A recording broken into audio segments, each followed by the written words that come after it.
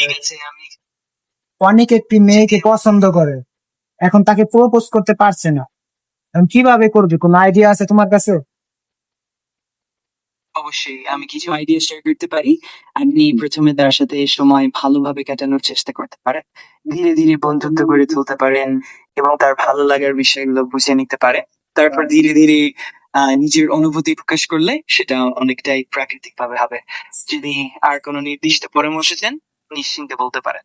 এখন অনেক তো ওই মেয়ের জন্য পাগল হয়ে গেছে। এটা সত্যি মজার ব্যাপার। ওই মেয়েটির প্রতি অনুভূতি যদি সত্যি আন্তরিক হয়, তাহলে ধীরে ধীরে তার সাথে সময় কাটানো, তার পছন্দ অপছন্দ বোঝা আর খোলামেলা আলাপচারের মাধ্যমে সম্পর্কটা এগিয়ে নেওয়া ভালো হবে। আপনার আন্তরিকতাই সবকিছু ঠিক করে দেবে। এখন মেয়েটা তো একটু দূরে, তো সে তো ওর সাথে কথা বলতে সাহায্য পাচ্ছে না, কোনো ভালো একটা বুদ্ধি দেন আমাদের, যাতে আমরা জোর করে হলেও ওর সাথে বিয়ে দিয়ে দিতে পারি। যদি কখনো আর সাহায্য বা পরামর্শের দরকার হয়, নিশ্চিন্তে জানাবেন। আমি সবসময় সাহায্য